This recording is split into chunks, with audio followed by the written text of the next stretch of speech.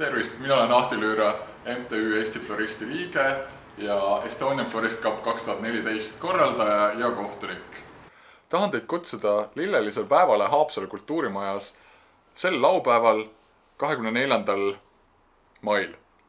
Lisaks rahvusvahelisele lilleseadevõistlusele on meil õhtul ka tore tantsuõhtu ansambliga Regatt, kus kroonitakse kõige parem lilleseade aastal 2014 ja lisaks saab siis ka tantsu keerutada.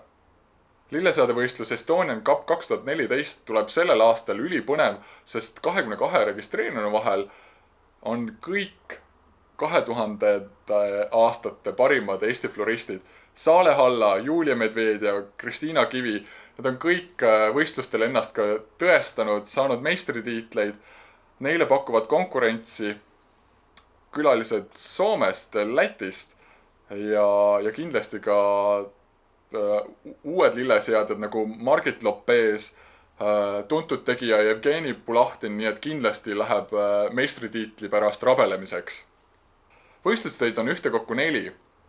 2 kodustööd, peakate ja ruumikujundus ning 2 üllatustööd, mille teemad on siis praegust nii salajased, et materjali valikut ja teemat ja toimumiskohta teab hetkel ainult üks inimene korraldajate hulgast.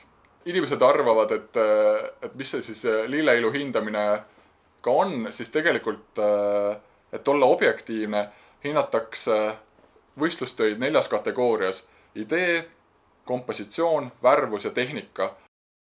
Et olla veel objektiivsemad, on meil sellel aastal 5 kohtunikku, 2 rahvusvahelise organisatsiooni Florink kohtunikku, Indrek Kaali ja Natalja Mihaljova, meisterflorist Saksamaalt Björn Kroner ning lisaks tuntud floristid Eestist Priit Press, Taivo Piller ja mina ise.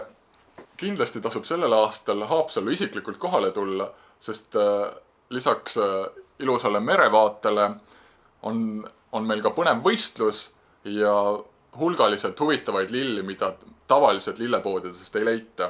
Kõik võistlejad tahavad ju võita ja nad panevad endast parima välja, et kohtunikke ja vaatajaid üllatada.